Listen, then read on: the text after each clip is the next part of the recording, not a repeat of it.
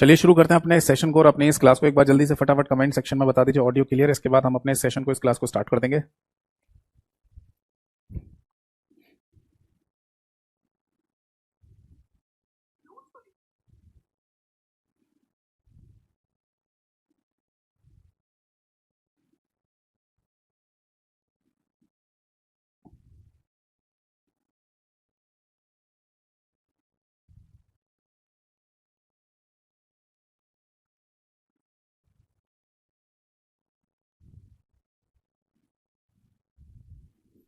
ठीक है जी, ऑडियो एकदम क्लियर है, परफेक्ट है। और शुरू करते हैं अपने सेशन को और अपने इस क्लास को।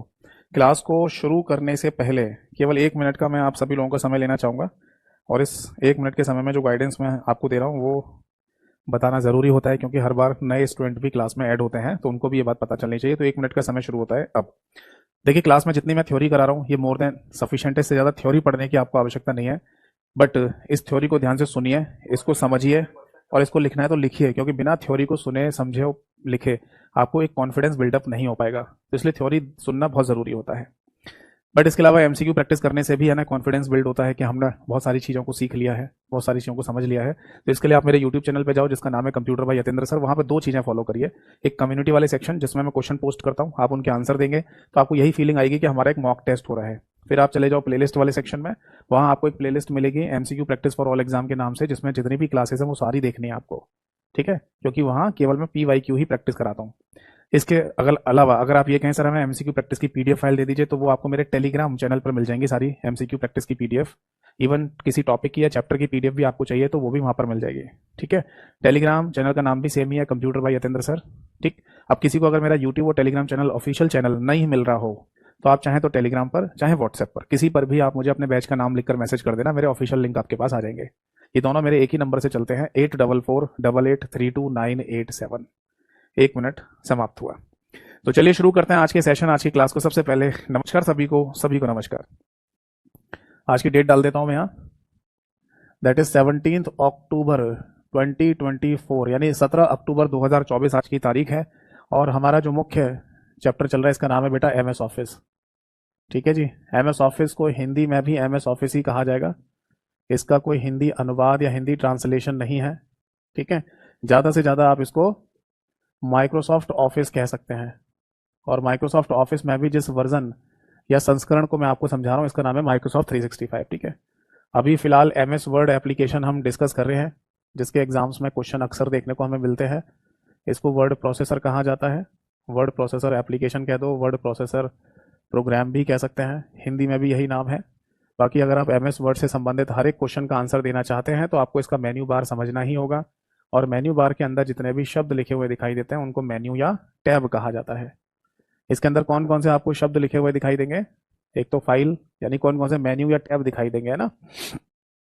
फाइल, होम, इसके बाद आता है इंसर्ट, इसके बाद दिया गया है ड्रॉ के नाम से, ड्रॉ के बाद आता है डिज़ाइन, डिज़ाइन के बाद आता है दैट इज़ लेआउट, लेआउट के बाद आता है दैट इज़ रेफरेंसेस, और रेफरेंसेस के बाद आता है मेलिंग्स, मेलिंग्स के बाद आता है रिव्यू, रिव्यू के बाद आता है व्यू, और व्यू के बाद आता है दैट इज हेल्प के नाम से। तो इतने सारे है ना मेन्यू बार में मेन्यू या टैब हमें यहाँ पर दिए गए होते हैं। ठीक है जी, इसके बाद अगर आपको इनमें से किसी भी मेन्यू या टैब की कमांड्स या टूल्स को अगर देखना है तो वो आपको नीचे एक मोटी सी व्हाइट कलर की पट्टी पर दिखाई देते हैं, जिसको रिबन कहते हैं। और रिबन में भी ध्यान रखना, सबसे पहले ग्रुप्स बने होते हैं। ठीक, तो हमने टोटल कितने मेन्यू या टैब को डिस्कस कर लिया मेन्यू बार के? फाइल को डिस्कस कर लिया, होम को डिस्कस कर लिया, इंसर्ट को डिस्कस कर लिया, ड्रॉ को भी डिस्कस कर लिया, डिज़ाइन को भी डिस्कस कर लिया, लेआउट को भी डिस्कस कर लिया। तो आज की क्लास में हम डिस्कस करेंगे रेफरेंसेस वाले मेन्यू या टैब को। ठीक है, इसको हम आज डिस्कस करने जा रहे हैं। तो क्लास में अभी आगे स्टार्ट करूंगा, इससे पहले एक बच्चे का कमेंट आया, सर क्वेश्चन में ऑल मार्जिन पूछा और ऑप्शन में 4 या 5 दोनों हो तो? ऑल मार्जिन, तो मार्जिन में ऑल का मतलब क्या है? ऑल मार्जिन क्या चीज़ है? वो तो मैंने आपको बताया ना, मार्जिन के केस में कितने सारे नाम आते हैं। जैसे कि नॉर्मल मार्जिन हमारा मार्जिन है, ठीक है, नॉर्मल के नाम से है, वाइड के नाम से भी होता है, मॉडरेट के नाम से भी होता है, ठीक है, और नैरो के नाम से भी एक मार्जिन है। इसके अलावा कस्टम मार्जिन भी हो गया, ठीक है, जिसमें हम अपनी मर्जी से टॉप बॉटम लेफ्ट राइट की डायमेंशन दे सकते हैं। इसके बाद मार्जिन में गटर मार्जिन भी नाम होता है, इसके अलावा है ना मिरर मार्जिन भी नाम होता है। तो ऐसे कई सारे मार्जिन होते हैं, ठीक है। बट ऐसा कभी नहीं पूछते कि कितने मार्जिन होते हैं, 4 होते हैं, 5 होते हैं। ज़्यादा से ज़्यादा ये पूछ लेते हैं कि अगर हम मार्जिन सेट करना चाहते हैं, ठीक है, अगर हम मार्जिन सेट करना चाहते हैं तो इनमें से कौन सा मार्जिन का नाम हमें पहले से दिया गया होता है या नहीं दिया गया होता है। जैसे मान लो यहाँ पर वाइड लिखा हुआ है ना। अब मैं वाइड की जगह एक शब्द यहाँ और लिख दूं, ब्रॉड। बताओ ब्रॉड के नाम से कोई मार्जिन का नाम हमें पहले से दिया गया होता है? तो आंसर है नहीं। तो यही हमारा सही आंसर हो जाएगा। जब ये क्वेश्चन पूछा जाए ना कि इनमें से कौन सा मार्जिन का नाम नहीं होता है, तो ब्रॉड वाला जो ऑप्शन पे लिखा होगा वही सही आंसर है, क्योंकि इस नाम से कोई मार्जिन नहीं होता, ठीक है। ऐसे नंबर में तो नहीं पूछते। बाकी देखो नंबर में वैसे तो नहीं पूछा जाएगा, बट फिर भी ये दोनों केसेस को अलग रखा जाता है।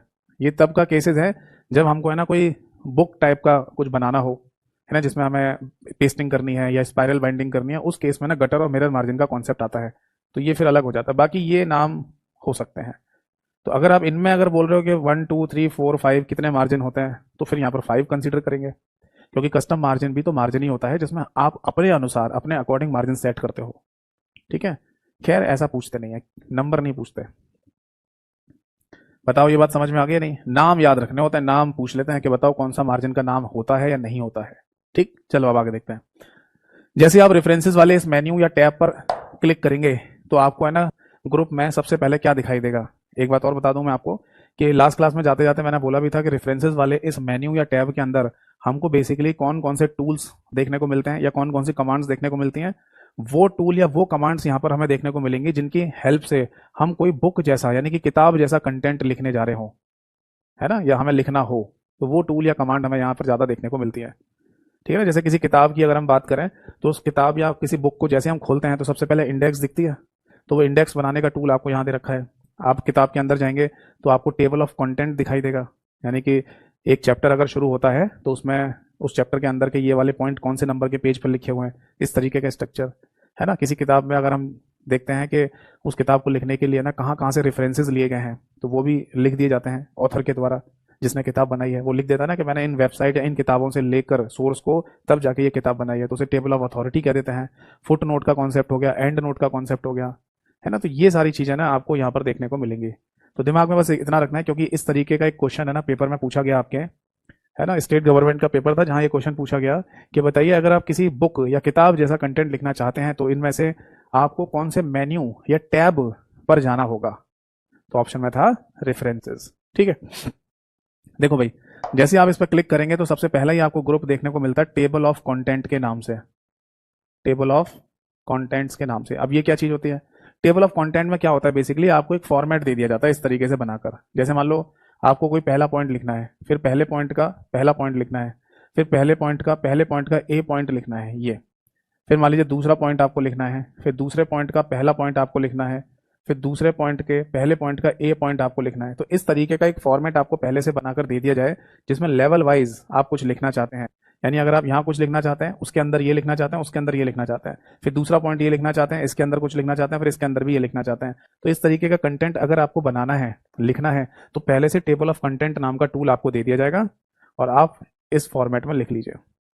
देखो हमें है ना किसी किताब को लिखने का काम करना है, किताब को लिखने जा रहे हैं, हम किताब के कंटेंट को लिखने जा रहे हैं, तो जितने टूल्स हमें दे दिए जाएं उतना ही बढ़िया ना, हमारा काम आसान हो जाएगा करने को। मैं भी ये कर सकता हूँ कि एक पॉइंट के अंदर दूसरा, दूसरे के अंदर फिर एक और तीसरा, इस तरीके का स्ट्रक्चर मैं भी बना सकता हूँ, बट इसमें बनाने में टाइम लगेगा, है ना। कि मैं पहले एक पॉइंट लिखूंगा, फिर उसके अंदर एक और पॉइंट, फिर उसके अंदर एक और पॉइंट, फिर यहाँ पर पॉइंट लिखना है दूसरा, फिर उसके अंदर, इस तरीके की फॉर्मेटिंग लाने में टाइम लग जाता है। इस तरीके की फॉर्मेटिंग को रूलर से सेट करते हैं।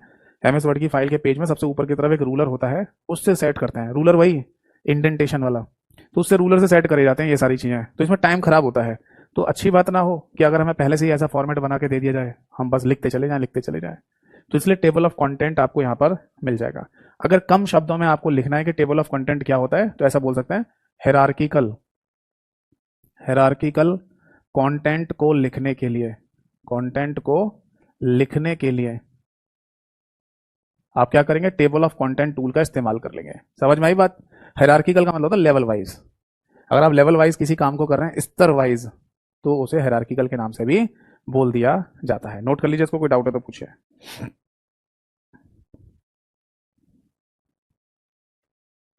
बताइए ये बात समझ में आ गई या नहीं?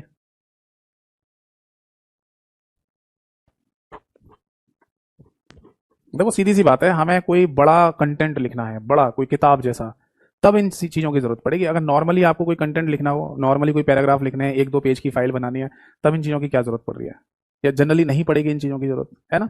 चलो अब आगे देखते हैं। सेकंड नंबर पर आपको एक और यहाँ ग्रुप देखने को मिलता है जिस पर आपको फुटनोट और एंड नोट, ये दो टूल मिल जाएंगे। वैसे आपको बता दूं, ग्रुप का नाम तो फुटनोट ही होता है, ठीक है, ग्रुप का नाम तो फुटनोट ही होगा, बट इसके अंदर जो टूल मिलेंगे आपको वो फुटनोट और एंड नोट के नाम से होता है। तो ऐसे लिख लो, एक तो टूल है फुटनोट और दूसरा टूल होता है एंड नोट।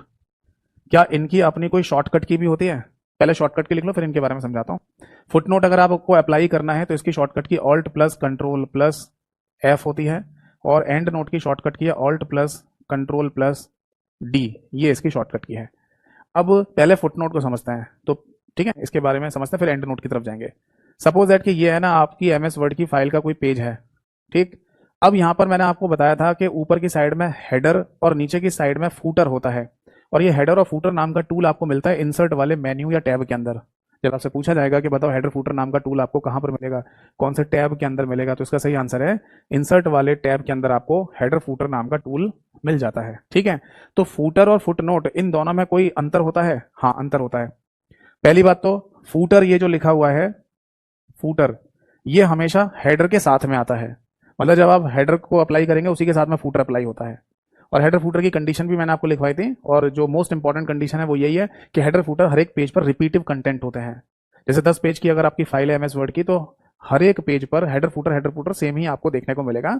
ये एक कॉमन कंडीशन है। मतलब बाकी 2 कंडीशन और भी लिखवाई थी, इवन और ऑड पेजेस वाला हेडर फूटर, और एक तीसरी कंडीशन और लिखवाई थी, वो थी फर्स्ट पेज और रिमेनिंग पेज वाला हेडर फूटर। 3 कंडीशन थी ना हेडर फूटर में। एक तो हर एक पेज पर हेडर फूटर का सेम रिपीट होना, दूसरी कंडीशन थी कि इवन और ऑड यानी सम और विषम संख्याओं वाले पेजेस पर हेडर फूटर अलग होना, और तीसरी थी पहला पेज और बाकी सारे पेजेस पर हेडर फूटर अलग होना, पहले पेज पर अलग और बाकी सारे पेज पर सेम हेडर फूटर का आना।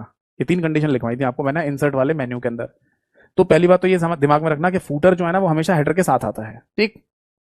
अब फूटर और फुटनोट दोनों ही बॉटम ऑफ द पेज में ही अप्लाई होते हैं, बट फुटनोट ये फूटर के ऊपर होता है। यहां पर किसी भी पेज में फुटनोट फूटर के ऊपर वाली जगह होती है, और ये जो आपका वर्किंग एरिया ना, जैसे सपोज दैट यहां आप टाइपिंग कर रहे हैं, इसी में सबसे लास्ट में एक जगह दी जाएगी जिसको फुटनोट के नाम से बोल दिया जाता है।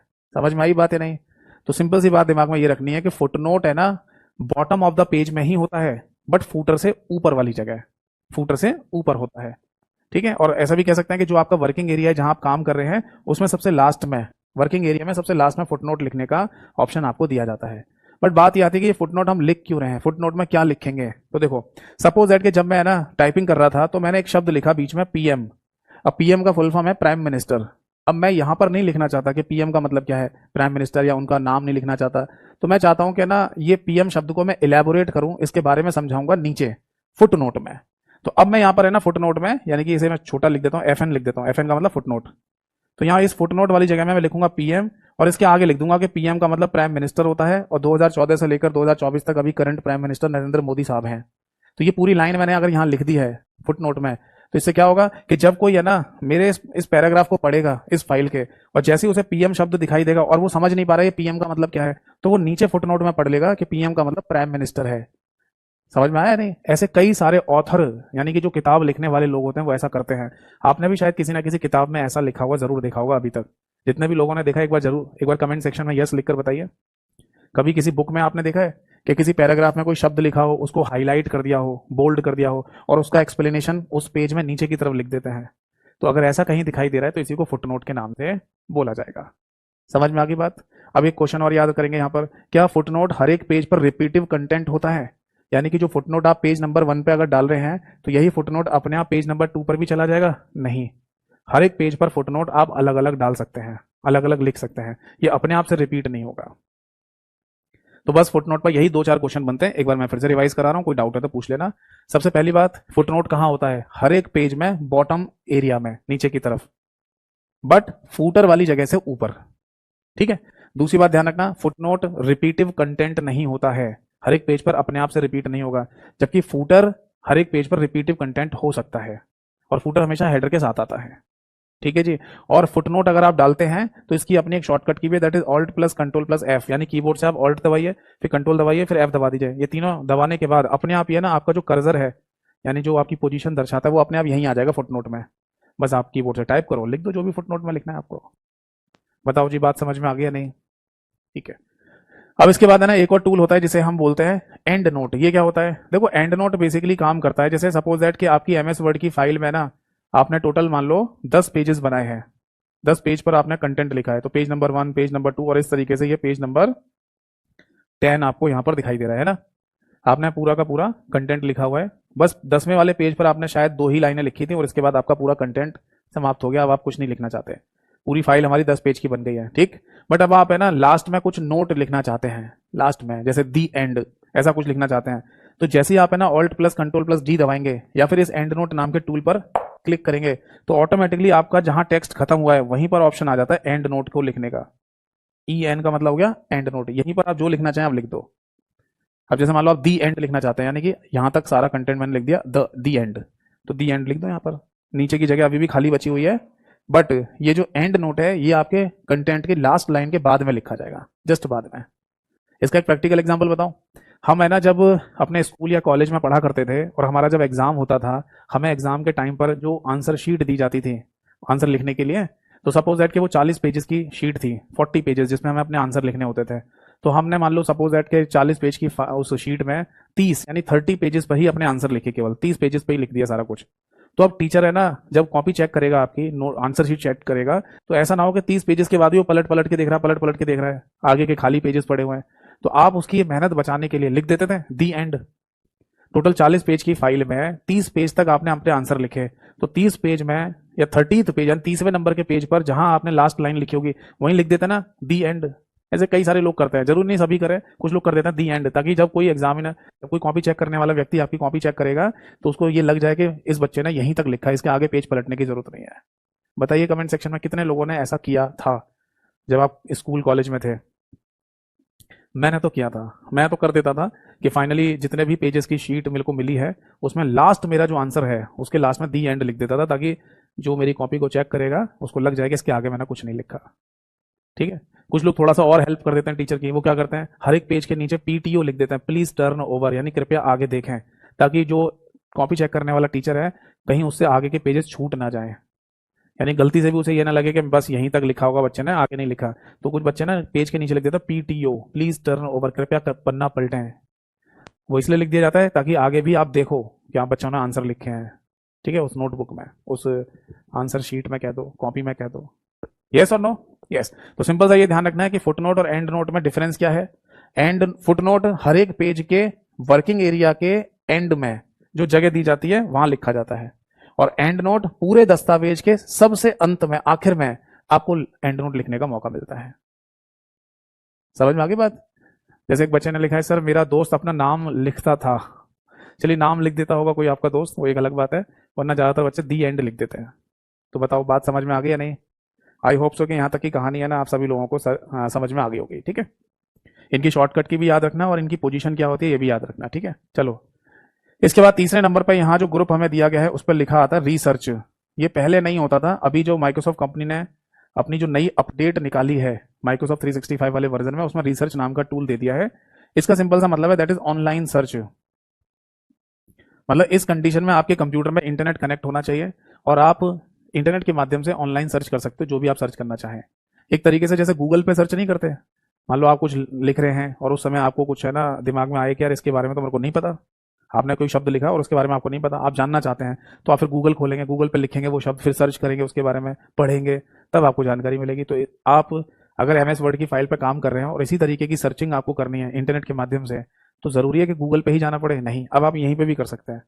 इस रिसर्च वाले ग्रुप के अंदर ऑनलाइन सर्च का एक टूल आएगा जिसपे जैसे ही आप क्लिक करेंगे तो आपको ऑनलाइन सर्च करने का ऑप्शन दे दिया जाएगा। अब आप जो भी सर्च करना चाहें वो आप यहाँ पर सर्च कर सकते हैं।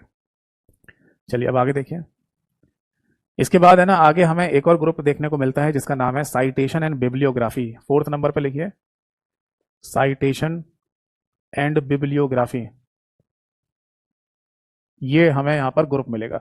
इस साइटेशन और बिब्लियोग्राफी नाम के ग्रुप के अंदर इन्हीं नाम से टूल दे रखा है, साइटेशन के नाम से और बिब्लियोग्राफी के नाम से। ये क्या है? देखो साइटेशन को बेसिकली कहा जाता है प्रशंसा पत्र, हिंदी में इसका मीनिंग होता है प्रशंसा पत्र, और बिब्लियोग्राफी को हिंदी में कहा जाता है ग्रंथ।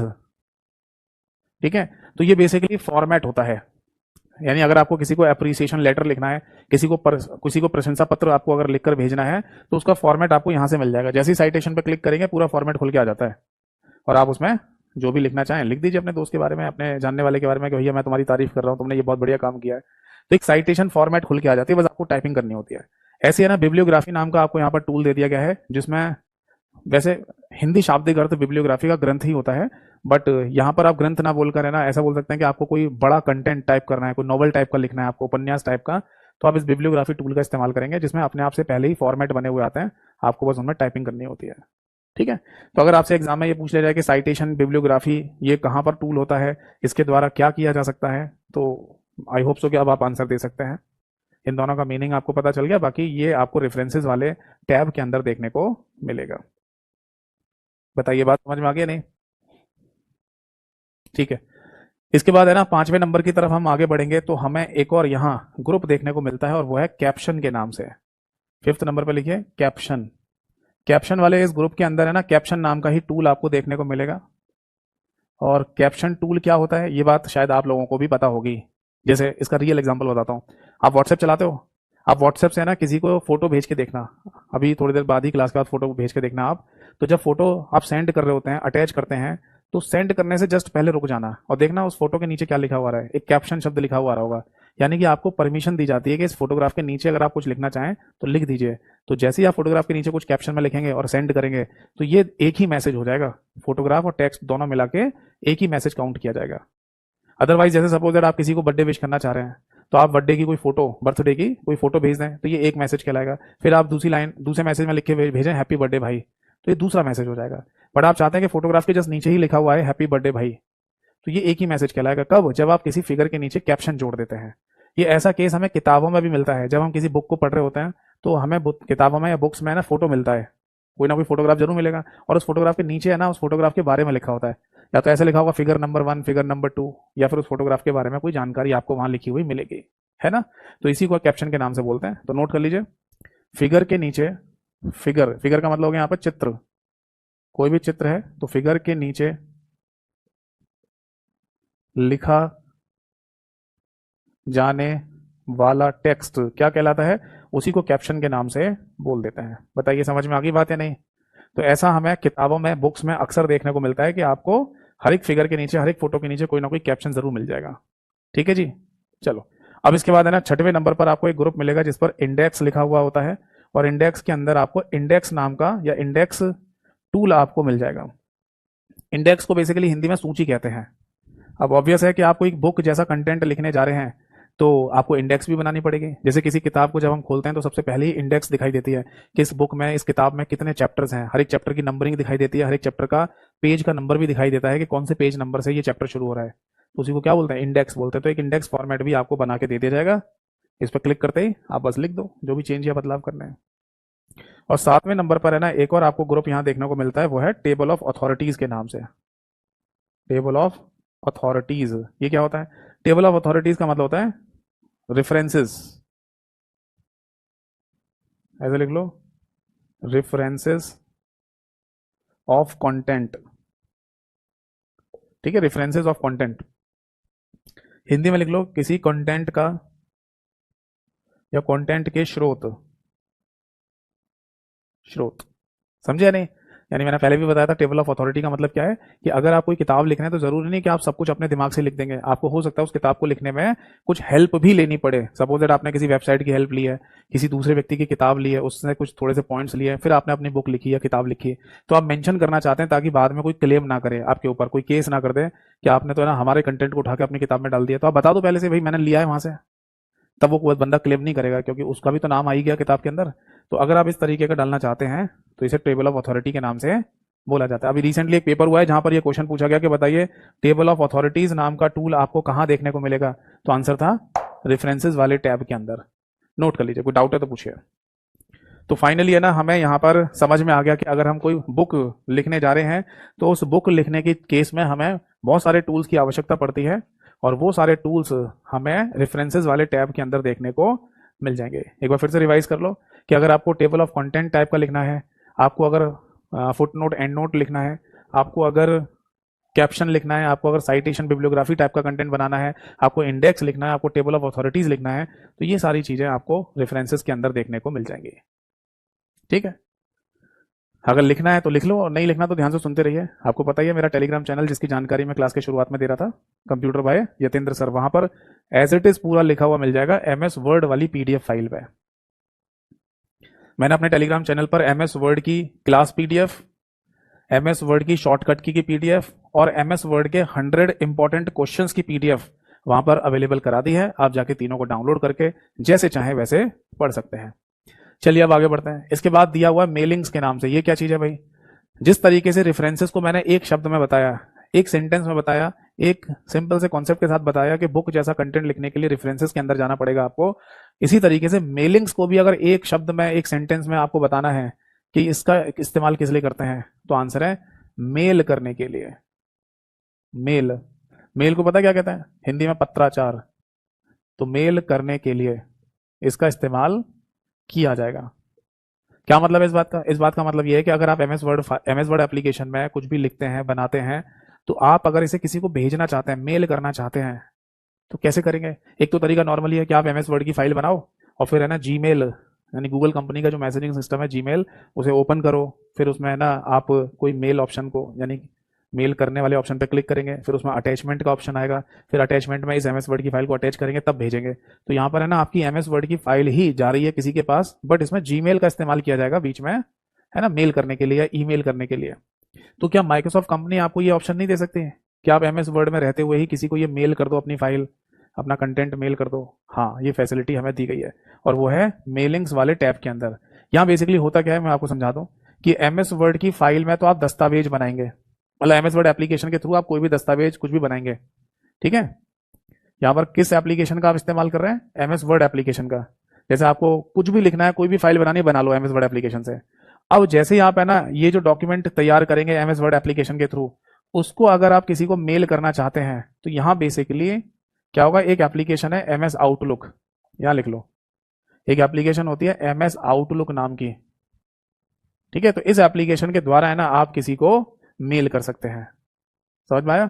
आपको याद है जब मैं ये एमएस ऑफिस वाला टॉपिक आपको पढ़ा रहा था, शुरू किया था मैंने, तब मैंने ये भी बोला था कि एमएस ऑफिस के अंदर केवल यही 3 एप्लीकेशन नहीं होती, वर्ड, एक्सेल, पावर पॉइंट, इसके अलावा और भी ढेर सारी एप्लीकेशन होती हैं, जिनमें से एक एमएस आउटलुक के नाम से भी होती है, जिसको ईमेल्स क्लाइंट एप्लीकेशन के नाम से बोला जाता है। क्या बोलता है? ईमेल्स क्लाइंट एप्लीकेशन, यानी कि इस एप्लीकेशन के थ्रू आप ईमेल्स को भेज सकते हैं, प्राप्त कर सकते हैं। तो एक्चुअली क्या होता है कि एमएस वर्ड एप्लीकेशन में आपने दस्तावेज बनाया, डॉक्यूमेंट लिखा, और उसे एमएस आउटलुक के थ्रू आप क्या कर सकते हैं? मेल कर सकते हैं। ठीक है, तो ये इनबिल्ट काम करती है एप्लीकेशन। ऐसा नहीं है कि आपको एमएस आउटलुक को खोलना पड़ेगा तब जाके आप किसी को मेल कर पाएंगे। आप है ना यहीं से ये ना मेल कर सकते हो किसी को, बट अलग से अगर एमएस आउटलुक नाम की एप्लीकेशन का आप इस्तेमाल करना चाहते हैं तो अलग से भी हो जाता है। अलग से आप एमएस आउटलुक नाम की एप्लीकेशन को ओपन करके यूज करना चाहते हैं तो वो भी हो जाता है, बट यहां पर आपको एमएस आउटलुक खोलने की जरूरत नहीं पड़ती, यहीं से आप इंटरनली भेज सकते हैं, किसी को मेल कर सकते हैं। मेरा कहने का मतलब यह है, इस बात को ऐसे समझ लो, मैं फिर से एक बात रिवाइज करा देता हूं आपको। आपको याद है फाइल के अंदर मैंने एक टूल बताया था आपको, ट्रांसफॉर्म के नाम से, ट्रांसफॉर्म के नाम से एक टूल था, और इसमें क्या होता है कि अगर आप एमएस वर्ड की फाइल बनाते हैं तो ये फाइल है ना क्या हो जाएगी, एक वेब पेज में कन्वर्ट हो जाती है, एक वेब पेज जैसा बन के आ जाएगी एमएस वर्ड की फाइल। तो यहाँ पर ट्रांसफॉर्म नाम का जो टूल दिया गया है, इसमें यहाँ ट्रांसफॉर्म नाम के टूल में बेसिकली एक एप्लीकेशन जुड़ी हुई है, और उसका नाम क्या था? एमएस स्वे, SWAY नाम की एप्लीकेशन। समझ में आया? यानी कि इंटरनली, आंतरिक रूप से एमएस स्वे नाम की एप्लीकेशन काम कर रही है, जो आपकी एमएस वर्ड की फाइल को वेब पेज में कन्वर्ट कर देती है। तो इसके लिए क्या टूल दे दिया आपको? ट्रांसफॉर्म के नाम से। उसी तरीके से ये समझ लो कि अगर आप एमएस वर्ड की फाइल में कोई दस्तावेज लिखते हैं, बनाते हैं, और आप है ना उसे क्या करना चाहते हैं, आप उसे किसी को भेजना चाहते हैं, मेल करना चाहते हैं, तो इसके लिए ना आपको ये मेलिंग्स वाले टूल्स का इस्तेमाल करना पड़ेगा, मतलब टैब के अंदर जितने भी टूल्स हैं उनका इस्तेमाल करना पड़ेगा। तो इसमें बेसिकली एमएस आउटलुक नाम की एप्लीकेशन इनबिल्ट तरीके से काम कर रही होती है बीच में। अब बताओ बात समझ में आई या नहीं? हमारा जो मुख्य उद्देश्य है वो तो यही है, एमएस वर्ड की फाइल को वेब पेज बनाना, बट बीच में कौन काम कर रहा है? एमएस वे। ऐसे हमारी एमएस वर्ड की फाइल को आपको क्या करना है, मेल करना है, किसी को भेजना है, तो बीच में कौन सी एप्लीकेशन काम कर रही है, एमएस आउटलुक नाम की एप्लीकेशन काम कर रही होती है। बताओ बात समझ में आ गई या नहीं। चलो अब आगे देखते हैं इसके अंदर कौन कौन से ग्रुप हमें देखने को मिलेंगे और कौन कौन से टूल मिलते हैं, इस पर चर्चा करते हैं। ठीक है, चलो देखिए, जैसे आप मेलिंग्स वाले इस टैब पर क्लिक करेंगे तो आपको सबसे पहला ही ग्रुप यहां देखने को मिलेगा, वो है क्रिएट के नाम से। क्रिएट के अंदर है ना आपको बेसिकली दो टूल दिए जाते हैं, और वो दोनों टूल का नाम है एनवेलप और लेबल नाम के। ये क्या चीज है, एनवेलप का मतलब यहाँ पर लिफाफा ही होता है। एनवेलप का मतलब यहाँ पर लिफाफा ही होता है। जैसे कि आप किसी को पत्र लिखकर जब भेजते थे पहले, शायद आपने नहीं भेजा हो, बट पता तो होगा ही कि पहले पत्राचार कैसे होता था। आपने मान लो कागज पे कोई लेटर लिखा, फिर आप एक एनवेलप लेके आएंगे, उसमें डाल देंगे और उसको चिपका दिया जाता था, और फिर पोस्ट ऑफिस यानी कि डाक विभाग के द्वारा उस लेटर को आपके किसी गंतव्य स्थान तक पहुंचाया जाता था, डेस्टिनेशन तक, है ना। फिर वहां वो व्यक्ति उस एनवेलप को फाड़ता था, फिर अंदर से लेटर निकालता था, पढ़ लेता था। इस तरीके से पत्राचार पहले हुआ करता था। तो उसी तरीके का है ना कॉन्सेप्ट आपको यहाँ पर दे रखा है एमएस वर्ड के अंदर। मान लो अगर आप अपनी एमएस वर्ड की फाइल को किसी को भेजना चाहते हैं, अब एमएस वर्ड की फाइल नॉर्मल कोई फाइल नहीं है, वो एक लेटर जैसा है। जैसे आप साइटेशन लिखना चाहते हैं, अभी बताया था रेफरेंसेस के अंदर एक साइटेशन नाम का टूल है, तो आपने मान लो किसी को प्रशंसा पत्र लिखा, अब उस प्रशंसा पत्र के साथ है ना आप इस एनवेलप को ऐड कर देंगे, एक लिफाफे को। तो आपकी जब फाइल किसी के पास जाएगी, जब आप किसी को ये मेल करेंगे, तो उसको सबसे पहला फॉर्मेट आपको एक लिफाफे उसको लिफाफे जैसा ही दिखाई देगा। जब वो लिफाफे में क्लिक करेगा तब जाके आपका वो लेटर फॉर्मेट दिखाई देगा। मतलब कहने का मतलब वही है कि जैसे हम पहले पत्राचार किया करते थे एनवेलप लेटर का, वही चीज आपको डिजिटल फॉर्म में दिखाई जा रही है, बस कंप्यूटर की स्क्रीन पर दिखाई जा रही है। ठीक है, इसीलिए लिफाफा यानी एनवेलप नाम का टूल दे रखा है कि इसको क्रिएट करना चाहते हैं तो कर सकते हैं। लेबल क्या होता है, लेबल का मतलब चिट जैसा। जैसे सपोज दैट क्या है ना, आप किसी एनवेलप पर है ना कोई लिफाफा है, उस पर एक चिट चिपका दो, यहाँ पर एक चिट टाइप की, जिसमें आप लिख दो अपना नाम यतेंद्र निगम ऐसे करके, और अपना एड्रेस वेड्रेस लिख दो। तो ये जो चिट टाइप की चिपकाई है ना आपने, इसी को यहाँ पर लेबल के नाम से बोल दिया जाता है। तो आप अगर लेबल क्रिएट करना चाहते हैं तो ये भी कर सकते हैं। ये बिल्कुल वैसे ही समझ लो टूल, जैसे है ना आपकी नोटबुक नहीं होती थी, कॉपियां जिसमें आप नोट्स बनाते थे, उसके ऊपर आप एक कवर चढ़ाते थे, कवर के ऊपर एक चिट नहीं लगाते थे, मिक्की माउस कार्टून टाइप की चिट आती थी कि आपकी ये बुक किस स्टैंडर्ड की है, किस सब्जेक्ट की है, आपका नाम क्या, वो लिख लेते थे। उसी टाइप का एक फॉर्मेट है कि अगर आप लेबल बनाना चाहते हैं तो लेबल बना सकते हैं। ठीक, इसके बाद है ना सेकंड नंबर पर आपको एक और यहाँ ग्रुप देखने को मिलेगा जिस पर लिखा आता है start mail merge. Start mail merge के नाम से। अब स्टार्ट मेल मर्ज के अंदर बेसिकली आपको दो टूल मिलते हैं। एक तो मेल मर्ज के नाम से ही मिलेगा, या स्टार्ट मेल मर्ज ही लिखा आता है, और एक लिखा आता है select recipient. Select recipient, recipient को है ना बेसिकली कहते हैं प्राप्तकर्ता की सूची। प्राप्तकर्ता की सूची यानी कि आप है ना जितने भी लोगों को ये ईमेल भेजना चाहते हैं, उनकी पहले से सूची तैयार करके रख लो, उनकी ईमेल आईडी वगैरह को आप पहले से लिख के रख लो, ताकि जब आप किसी को ये ईमेल वगैरह भेजेंगे तो उस समय आपको ये चीजें लिखनी ना पड़े। तो आप रेसिपिएंट की लिस्ट पहले से तैयार करके रख सकते हैं। ठीक है, नोट कर लीजिए इसको। तो बेसिकली है ना यहाँ पर मैं मेल मर्ज की जगह स्टार्ट मेल मर्ज ही लिखा होता है, जैसे मैं पहले बोल रहा था, स्टार्ट मेल मर्ज, यानी यहाँ दोनों जगह एक ही नाम लिखा होता है। अगर यहाँ पर जो नाम लिखा है वही नाम यहाँ लिखा होता है। अब बेसिकली इस स्टार्ट मेल मर्ज का क्या मतलब है, क्योंकि सेलेक्ट रेसिपिएंट तो चलो समझ में भी आ गया कि आप है ना जितने भी लोगों को ये ईमेल वगैरह भेजना चाहते हैं उनकी लिस्ट तैयार कर लेंगे आप यहाँ पर, है ना। इसका क्या मतलब है, तो देखो मैं यहाँ पर लिख देता हूँ, स्टार्ट मेल मर्ज नाम के टूल के अंदर आपको बेसिकली कई सारी चीजें बनाने का ऑप्शन दिया जाता है। ठीक है, जैसे क्या बना सकते हो आप, अगर सपोज दैट कि आप किसी को लेटर लिखकर भेजना चाहते हैं, यानी कि पत्र लिखकर, तो एक लेटर फॉर्मेट आपको यहाँ पर दिया जाता है। यानी आपको करना क्या है, आप स्टार्ट मेल मर्ज वाले ग्रुप के अंदर जाएंगे, स्टार्ट मेल मर्ज नाम के टूल पर क्लिक करेंगे तो अपने आप ही लेटर लिखा हुआ आ जाएगा। तो उस लेटर पर जैसे क्लिक करोगे तो आपके सामने एक लेटर फॉर्मेट बन के आ जाएगा, बस आप लिख दो लेटर पत्र, और फिर आपको स्टार ये सेलेक्ट रेसिपिएंट में से किसी ईमेल आईडी को सेलेक्ट करना पड़ेगा, और फिर आप इसे जिसको भेजना चाहें भेज दीजिए। इस केस में आपके कंप्यूटर में इंटरनेट होना चाहिए, अगर इंटरनेट नहीं होगा तो आप मेल नहीं कर पाएंगे। समझे या नहीं। इसके अलावा है ना यहीं पर आपको अगर फिर से एनवेलप बनाना चाहते हैं तो एनवेलप बनाने का टूल भी आपको यहाँ पर दे रखा है। अगर आप लेबल बनाना चाहते हैं तो यहाँ से लेबल भी बना सकते हैं। आप बोलेंगे सर दो दो जगह दे रखा है, हाँ दो बार दे रखा है, एनवेलप और लेबल यहाँ भी दे दिया है और यहाँ पे भी दे दिया है। अगर आप है ना कोई वर्ड डॉक्यूमेंट क्रिएट करना चाहते हैं नया, यानी कि नई एमएस वर्ड की फाइल बनाकर किसी को भेजना चाहते हैं तो वो भी यहाँ से क्रिएट की जा सकती है। अगर आप किसी को ईमेल मैसेज लिखकर भेजना चाहते हैं तो ईमेल मैसेज फॉर्मेट भी आपके सामने आ जाएगा, वो भी यहाँ से खुल जाता है। कहने का मतलब कि जैसे आप इस ईमेल मैसेज पर क्लिक करेंगे तो एक फॉर्मेट आपके सामने खुल के आएगा जिसमें आप ईमेल मैसेज टाइप कर दो, सेलेक्ट रेसिपिएंट में से ईमेल आईडी को सेलेक्ट करो और भेज दो किसी को। ठीक है। और अगर मान लीजिए आप कोई डायरेक्टरी टाइप की, अगर आप कोई डायरेक्टरी टाइप की बनाकर भेजना चाहते हैं तो वो भी भेज सकते हैं। तो इतने ऑप्शन है ना आपको स्टार्ट मेल मर्ज के अंदर दिए गए होते हैं। नोट कर लीजिए, कोई डाउट है तो पूछिए, तब तक मैं आपका रिवीजन करा देता हूँ। देखो सिंपल सी बात हमें यहाँ समझ में आ रही है कि पहले तो हमें कुछ लिखने के टूल दिए जाएं, हम लिख लें और फिर उसको है ना हम किसी को मेल कर दें, किसी को भेज दें। इतनी सी कहानी है। तो हमें क्या क्या चीज़ें लिखने की परमिशन मिल रही है? लेटर, एनवेलप बनाने की, लेबल बनाने की, वर्ड डॉक्यूमेंट लिखने की, ईमेल मैसेज लिखने की, और कोई डायरेक्टरी टाइप की बनाने की परमिशन मिल रही है। डायरेक्टरी समझ गए? डायरेक्टरी का मतलब ऐसे ही समझ लो जैसे पुराने समय में टेलीफोन डायरेक्टरीज नहीं आती थी। जब बीएसएनएल के लैंडलाइन फ़ोन होते थे तो बीएसएनएल वालों की तरफ से एक डायरेक्टरी दे दी जाती थी किताब टाइप की, जिसमें हर एक व्यक्ति का नाम और उसका फ़ोन नंबर लिखा होता था। पूरे शहर के व्यक्तियों के पास जिनके पास लैंडलाइन फ़ोन है उनके नाम और उनके फ़ोन नंबर लिखे होते थे, है ना? तो इसी तरीके की कोई डायरेक्टरी बनानी है तो आप बना सकते हो। बताइए, क्लियर है? चलो अब आगे देखिए। इसके बाद है ना हम नेक्स्ट आगे बढ़ेंगे तो हमें एक और यहाँ ग्रुप देखने को मिलेगा जिस पर लिखा था right and insert field. Third number पर लिखिए, राइट एंड इंसर्ट फील्ड। ये क्या होता है? इसमें बेसिकली दो टूल दिए गए हैं। सबसे पहला टूल दिया गया है ग्रीटिंग लाइंस का।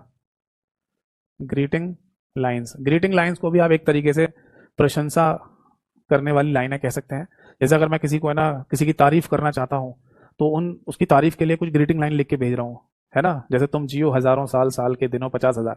तो ये ग्रीटिंग लाइन होगी ना। तो इस तरीके की लाइंस अगर आप लिखना चाहते हैं तो लिख सकते हैं, या आपको पहले से भी कुछ लिखी हुई मिल जाएंगी। जो पहले से लिखी हुई लाइन है या पहले से लिखी हुई चीजें आपको मिलती हैं उन्हें टेम्पलेट्स के नाम से बोला जाता है। तो ध्यान रखना कि आपको कुछ टेम्पलेट्स यानी ग्रीटिंग लाइन पहले से भी मिल जाएंगी और कुछ आप अपनी मर्जी से भी लिख सकते हैं। समझ में आ गई सभी को बात? क्लियर है? आगे देखो, जैसे समझ लो कि आप है ना किसी को लेटर लिखकर भेजना चाहते हैं तो लेटर तो आप यहाँ से लिख लेंगे और फिर उसमें कोई ग्रीटिंग लाइन आपको डालनी है तो वहां से ले सकते हो। ऐसे है ना यहाँ पर एक और टूल आपको मिलता है, दैट इज एड्रेस बुक बनाने का। Address book. तो अगर आप कोई एड्रेस बुक टाइप की बनाना चाहें, किसी व्यक्ति का पूरा एड्रेस लिखना चाहें तो एक एड्रेस बुक भी तैयार कर सकते हैं यहाँ से। जैसे आप किसी व्यक्ति का नाम, उसका एड्रेस, उसका कॉन्टैक्ट नंबर, उसकी ईमेल आईडी, उसका घर का एड्रेस, ये सब कुछ लिखना चाहते हैं, है ना? उसका रेजिडेंट एड्रेस, उसका ऑफिस एड्रेस, इस तरीके का पूरा एक रिकॉर्ड बनाना चाहते हैं तो आप एड्रेस बुक नाम के टूल के थ्रू ये कर सकते हैं। ठीक। और लास्ट में ना चौथे नंबर पर एक टूल आपको मिलता है यहाँ पर, या ग्रुप कह दीजिए पहले, जिसका नाम है प्रीव्यू रिजल्ट। इस पर लिखा था प्रीव्यू रिजल्ट। क्या मीनिंग है कि आप इनमें से कुछ भी बनाओ, जैसे एनवेलप बनाओ, लेबल बनाओ, लेटर लिखो, जो भी आपको लिखना है वो सब लिखने के बाद आप ये चेक करना चाहते हैं कि वो ठीक लिखा है या नहीं। क्योंकि आप लिखने के बाद सीधे ही किसी को भेज दें और पता चले गलत सेंड हो गया, सही से नहीं लिख के दिया, तो ये भी तो दिक्कत है ना। तो आप उसे पहले प्रीव्यू कर लो। ये उसी तरीके से जैसे प्रिंट कागज पर निकालने से पहले आप प्रिंट प्रीव्यू करके देखते हैं मॉनिटर स्क्रीन पर कि प्रिंट कैसा निकलेगा। याद है ना, शुरुआत में बताया था मैंने आपको होम फाइल के अंदर प्रिंट प्रीव्यू। तो उसी तरीके से ये प्रीव्यू रिजल्ट कहलाता है। यानी कि कुछ भी बनाओ आप तो बनाकर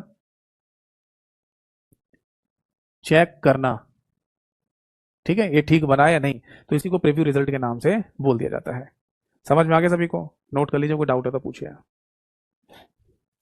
तो जब तक आप नोट कर रहे हैं तब तक मैं रिवीजन करा दूं आप सभी लोगों को। तो यहाँ ओवरऑल कहानी हमें जो समझ में आई वो ये थी कि अगर है ना हमें कुछ कंटेंट लिखना है और उसे फिर अगर किसी को ईमेल करना है, इलेक्ट्रॉनिक मेल करना है, तब उस कंडीशन में मेलिंग वाले इस टैब की हमें आवश्यकता पड़ेगी।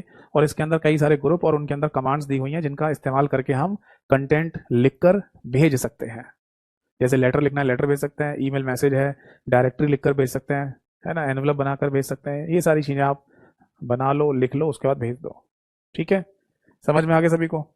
चलो अब आगे की तरफ बढ़ेंगे तो हमारा एक और अगला टैब आता है जिसे हम बोलते हैं that is review.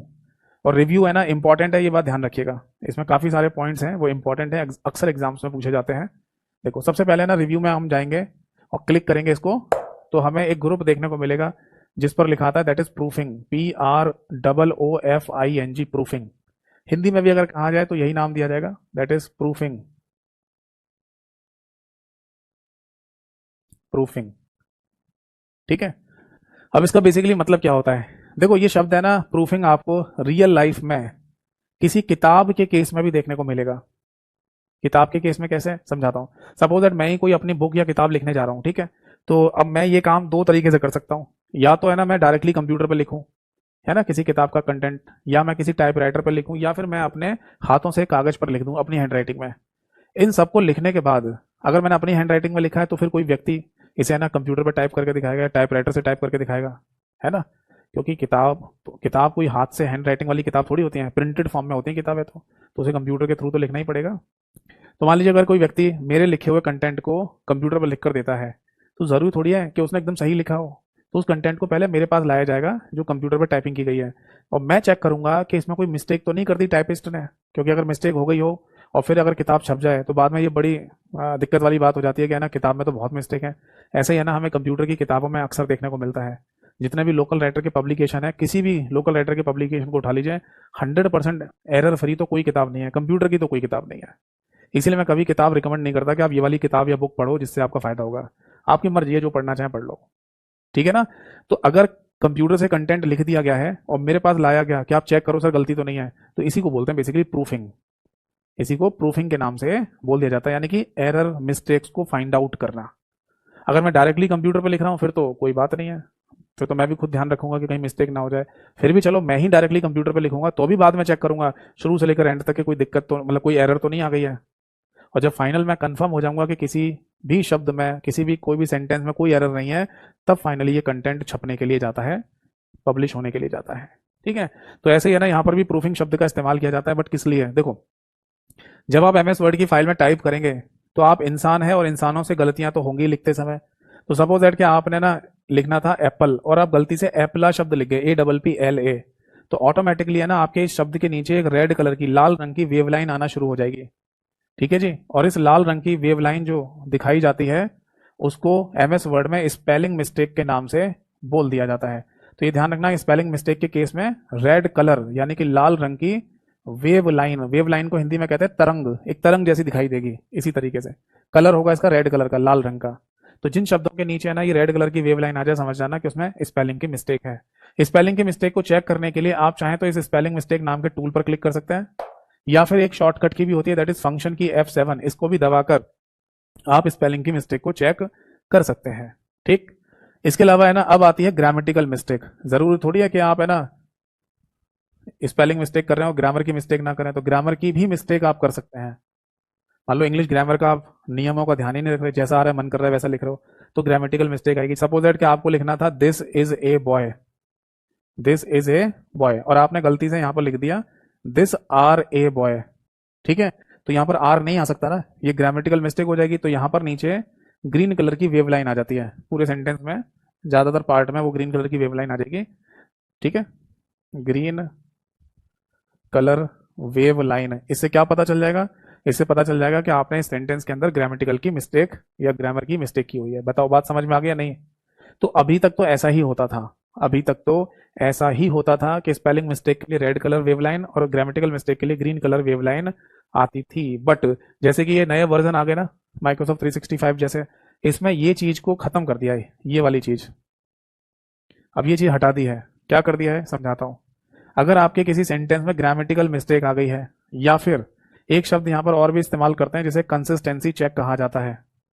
Consistency check, इसका कोई भी हिंदी नाम नहीं होता, बट मतलब क्या है ये समझा देता हूं। कंसिस्टेंसी चेक का मतलब ये होता है बेटा, जैसे सपोज दैट आप है ना एमएस वर्ड की फाइल में लिख रहे हैं एंटी वायरस और आपने लिखा एंटी वायरस, इस तरीके से लिख दिया। तो एंटी वायरस जो शब्द लिखा जाता है सही से, उसमें एंटी और वायरस शब्द के बीच में एक डैश लगा होता है ऐसे करके, ये करेक्ट है, ये सही नहीं है। तो इस तरीके की है ना मिस्टेक्स भी आपको एमएस वर्ड बता देगा कि ये आपने सही तरीका नहीं लिखा। स्पेलिंग की कोई मिस्टेक नहीं है, स्पेलिंग तो सारी सही लिखी है आपने एंटीवायरस की, बट एंटी और वायरस के बीच में डैश लगाना चाहिए आपको। तो इसे कहते हैं बेसिकली कंसिस्टेंसी चेक। समझ में आ रहे हैं? जैसे मान लो अगर आपने लिखा हुर्रा, हुर्रे लिख दिया हुर्रे, तो ऐसे है ना जो क्या बोलते हैं इनको इंग्लिश में, एक्सक्लेमेटरी बोलते हैं ना, मतलब जहां बहुत ज्यादा खुशी का अभाव आ रहा हो, है ना, बहुत हैप्पीनेस आ जाए, तो ऐसे शब्दों के बाद है ना एक्सक्लेमेटरी मार्क लगाना पड़ता है ना। जैसे हुर्रे लिख दिया, हुर्रे के बाद ये लगाना ही पड़ेगा आपको। अब आप हुर्रे लिखने के बाद ये एक्सक्लेमेटरी मार्क ना लगाएं तो यहां पर भी ये मिस्टेक दिखा देगा। इसी को बोलते हैं कंसिस्टेंसी चेक। ठीक है, तो अब क्या कर दिया है कि ग्रामेटिकल मिस्टेक और कंसिस्टेंसी चेक के लिए दो अंडरलाइन आ जाती हैं इस तरीके से। जहां ये मिस्टेक आ रही होगी वहां पर टू अंडरलाइंस आ जाएंगी, और इन अंडरलाइन का कलर होता है ब्लू, यानी कि नीला। अब वो ग्रीन वाला जो कॉन्सेप्ट है वो खत्म कर दिया, अब नहीं आता। यानी अगर किसी सेंटेंस के नीचे अगर किसी सेंटेंस में ग्रामेटिकल मिस्टेक है तो उसके नीचे अब ग्रीन कलर की जो वेव लाइन आती थी वो नहीं आती है। पहले तो इसे नोट कर लो।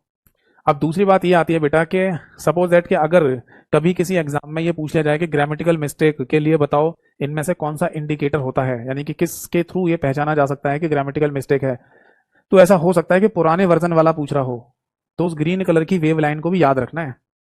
या फिर ये लिखा हुआ आ जाएगा डबल, या ऐसा लिखा आ जाएगा ब्लू कलर डबल अंडरलाइन, यानी नीले रंग की दो अंडरलाइन।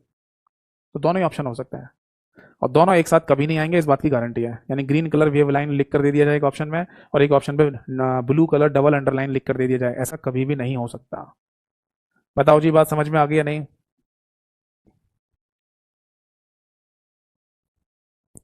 ठीक है, तो मोटा मोटी बात हमें यहाँ क्या समझ में आई? हमें यहाँ पर यह समझ में आ गई कि अगर प्रूफिंग के अंदर हम जाएं तो यहाँ हमें स्पेलिंग एंड ग्रामर चेक का ऑप्शन मिल जाता है।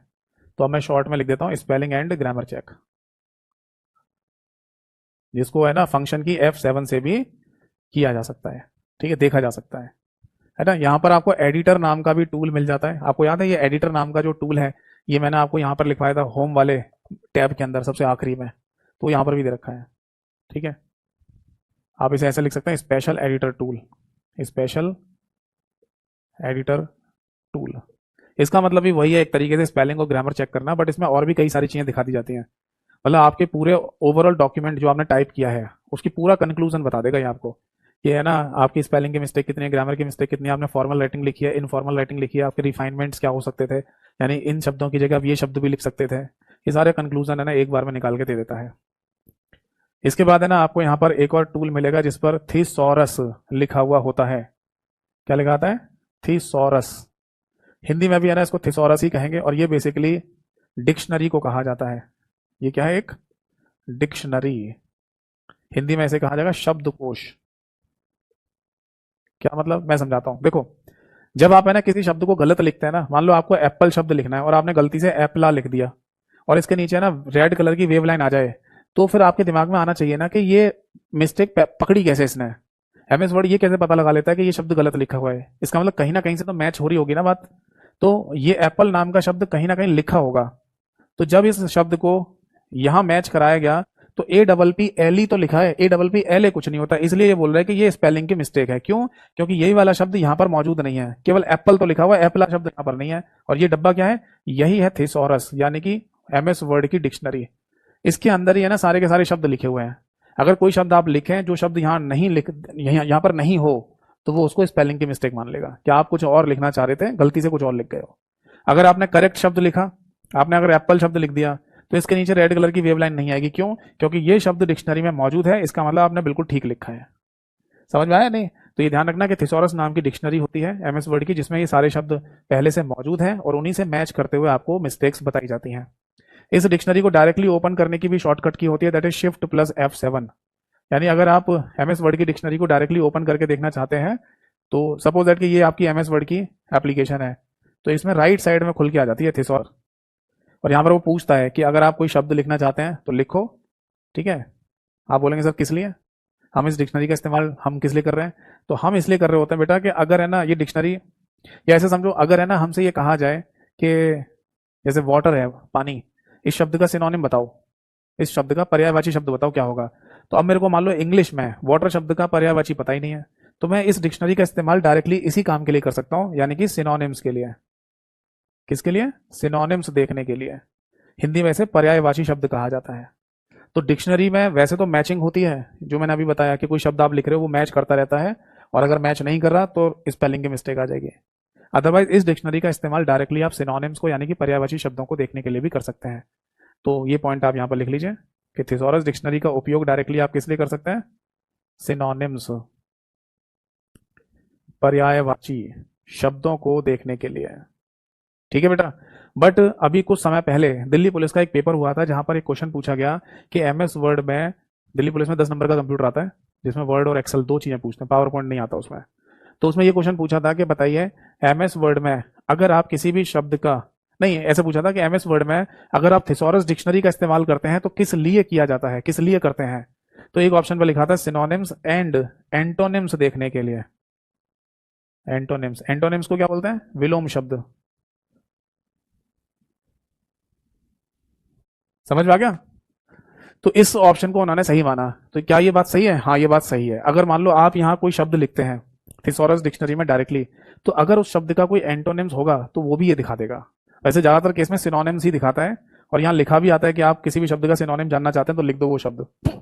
समझ में आई बात या नहीं। तो पहले देखो, पहली प्रायोरिटी तो सिनोनिम्स को ही देना जब पूछा जाए कि थिसॉरस डिक्शनरी का इस्तेमाल डायरेक्टली किस लिए करते हैं, सिनोनिम्स के लिए। बट अगर किसी ऑप्शन पे सिनोनिम्स और एंटोनिम्स दोनों लिखा हुआ आ जाए तो फिर हमारा ये सही आंसर होगा। समझ में आ गया सभी को, ठीक। अब एक बात और समझिए, जैसे मान लो अगर किसी शब्द के नीचे जैसे कोई गलत शब्द लिखा हुआ है और उसके नीचे रेड कलर की वेव लाइन आ गई, रेड वेव लाइन, तो इसमें क्या पता चल रहा है हमको कि इसमें स्पेलिंग की मिस्टेक है, यानी कि ये शब्द गलत लिखा हुआ है। तो हमें ना यहाँ पर क्या क्या परमिशन मिलेंगी, इसके साथ हम क्या क्या कर सकते हैं। तो हम यहाँ बेसिकली दो काम कर सकते हैं। पहला काम तो हम इस शब्द के ऊपर माउस से राइट क्लिक करेंगे तो यहाँ एक ऑप्शन आता है इग्नोर करने का। इग्नोर का मतलब ये होता है कि आप इस शब्द को गलत मत मानो, इग्नोर करो। ये डिक्शनरी को हम कह रहे होते हैं। तो ये डिक्शनरी क्या करती है, चलो हम इग्नोर कर देते हैं। इग्नोर के केस में ये रेड कलर की वेव लाइन यहां से हट जाती है।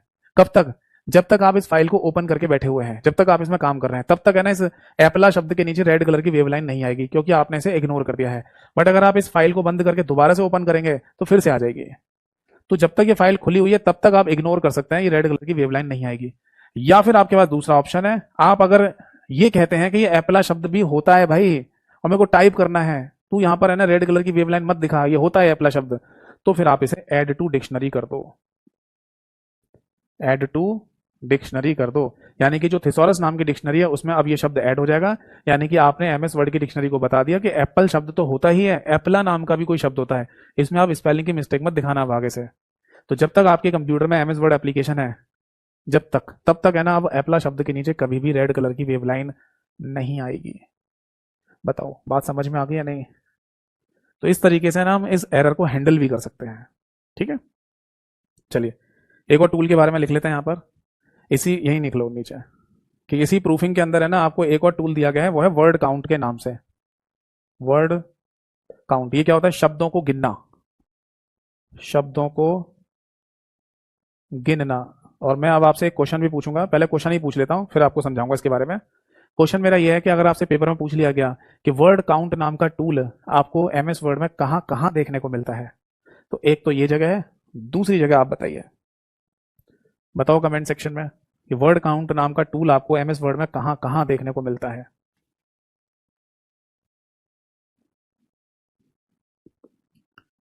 चलो पहले मैं इसको समझा देता हूँ। वर्ड काउंट का सिंपल सा मीनिंग ये होता है कि जब सपोज दैट कि आपको ये कहा जाए कि एमएस वर्ड की फाइल में आप है ना 500 शब्दों में कुछ लिख के लाइए, जैसे क्लाइमेट चेंज के बारे में 500 शब्दों में लिख के लाइए, तो आप बार बार शब्दों को थोड़ी गिनोगे, कितने शब्द हो गए, कितने शब्द हो गए, कितने शब्द हो गए। तो आपके है ना पास एक वर्ड काउंट नाम का टूल है, जैसे इस पर क्लिक करेंगे आप तो आपके सामने एक छोटा सा डायलॉग बॉक्स खुलेगा। डायलॉग बॉक्स मतलब वो छोटी सी विंडो जिसको फुल स्क्रीन ना किया जा सके, उसे डायलॉग बॉक्स बोलते हैं। तो वहां पर अपने आप एक काउंट करके बता देता है कि कितने शब्द आपने अभी तक लिखे हैं। ठीक है, इसे बोलते हैं वर्ड काउंट। अब मेरा क्वेश्चन था कि वर्ड काउंट नाम का टूल आपको और कहाँ कहाँ मिलता है। हाँ, कुछ लोगों ने सही आंसर दिया, कुछ ने गलत दिया है। सही आंसर इसका स्टेटस बार में भी। आपको याद है ना, जब आप एमएस वर्ड एप्लीकेशन को ओपन करते हैं तो सबसे नीचे की तरफ एक पतली सी पट्टी आती है जिसमें यहाँ पर जूम का भी ऑप्शन होता है। क्या बोलते हैं इसको, स्टेटस बार। और इस स्टेटस बार में यहाँ स्टार्टिंग में एक तो नंबर ऑफ पेजेस और वर्ड काउंट नाम का टूल दे रखा होता है, इसके नीचे होता है टास्क बार। तो एमएस वर्ड एप्लीकेशन आप ओपन करो या मत करो, टास्क बार तो अपने आप ही दिखाई देता है पहले से ही। ठीक है, तो टास्क बार हमारा आंसर नहीं होना चाहिए, आंसर होगा स्टेटस बार। स्टेटस बार में भी आपको वर्ड काउंट दिखाई देता है। ठीक है, चलो तो फिर एक काम करते हैं, आज की क्लास और आज की सभा को यहीं समाप्त करते हैं, क्योंकि हमारे पास जितना समय बचा हुआ है उतने बचे हुए समय में हम रिव्यू को पूरा नहीं कर पाएंगे। इसके बाद तो फिर व्यू और हेल्प भी बचा हुआ है। तो आई होप सो कि अगली नेक्स्ट क्लास में रिव्यू में कुछ पॉइंट और बचे हुए हैं, इसके बाद व्यू बताना है, हेल्प बताना है, ये कंप्लीट हो जाएगा। हाँ, क्योंकि है ना पूरा नहीं हो पाएगा, कम समय बचा हुआ हमारे पास। ठीक है, फिर अगली क्लास में कर लेंगे इसके आगे के पार्ट को। तो आज की क्लास यहीं समाप्त होती है। अब आपका अगर कोई भी डाउट हो तो आप आराम से पूछ लीजिए। Is any doubt? चाहे तो इस टॉपिक से रिलेटेड हो, चाहे इस टॉपिक से हटके हो, कुछ भी पूछना चाहे पूछ सकते हैं।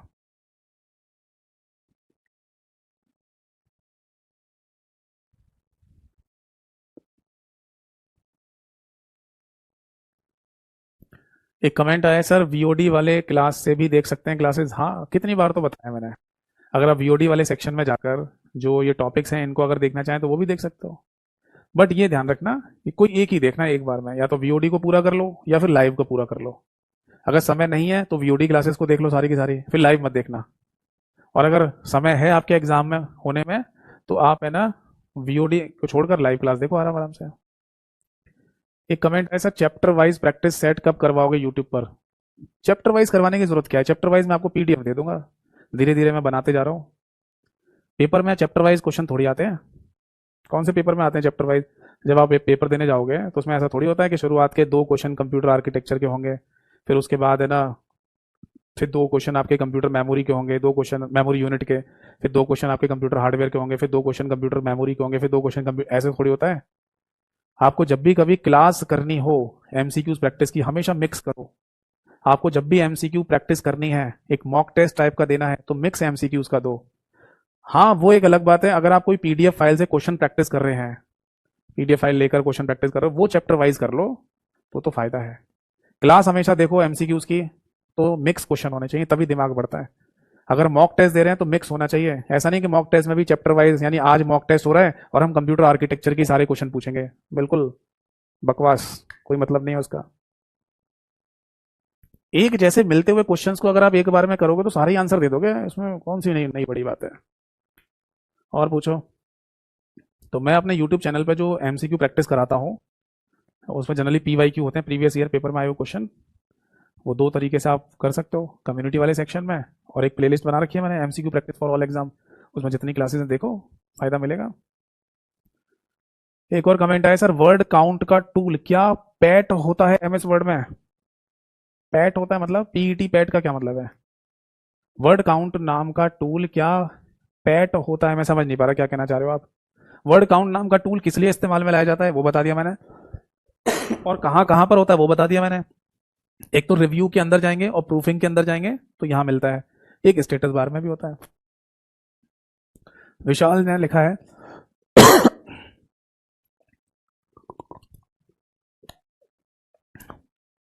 Sorry for that. विशाल जी ने लिखा है, गुरुजी आपके पढ़ाने से लगता है कि आप फादर ऑफ कंप्यूटर हो। अरे मेरे भाई, इतनी बड़ी बात मत लिखो। फादर ऑफ कंप्यूटर कौन थे? Charles Babbage. मैं तो उनके सामने कुछ भी नहीं हूँ। उस आदमी ने क्या बनाया होगा, है ना, और जिसको जिसकी शुरुआत की उसने, और आज हम है ना पता नहीं क्या क्या चीजें कर पा रहे हैं कंप्यूटर से, तो मैं तो एक तुच्छ चीज भी नहीं हूँ उसके आगे। वो है father of computer, Charles Babbage. उसके बाद एक नाम और भी आता है कंप्यूटर के केस में, और वो है एलन ट्यूरिंग। वो भी इंपॉर्टेंट नाम है, उसे फादर ऑफ मॉडर्न कंप्यूटर कहते हैं। यानी आज का जो कंप्यूटर हम यूज करते हैं ना, उसका पिता एलन ट्यूरिंग को कहा जाता है। एक बच्चे ने लिखा, जैसे यहाँ पर जो चैप्टर पढ़े वहां पर प्रैक्टिस तो कर सकते हैं।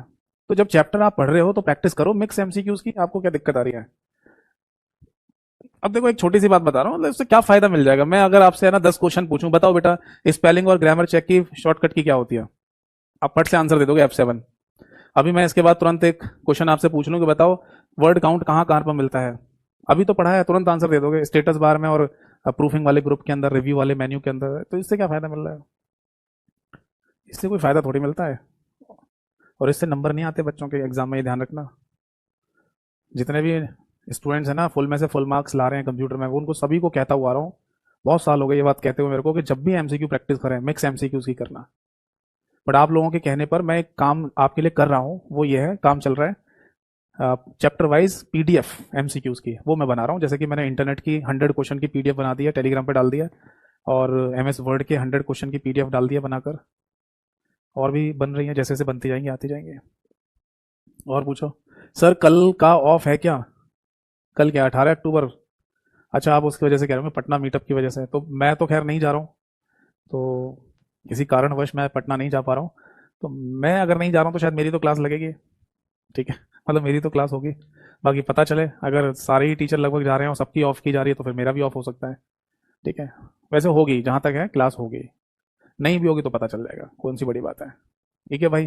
तो आज की क्लास और आज की सभा को यहीं समाप्त करते हैं। बाकी कभी भी कोई डाउट रहे तो आप मुझे व्हाट्सएप पर भी पूछ सकते हैं। व्हाट्सएप नंबर मैंने क्लास की शुरुआत में आपको दिया ही था। जितना जल्दी होगा मैं रिप्लाई करने की कोशिश करूंगा।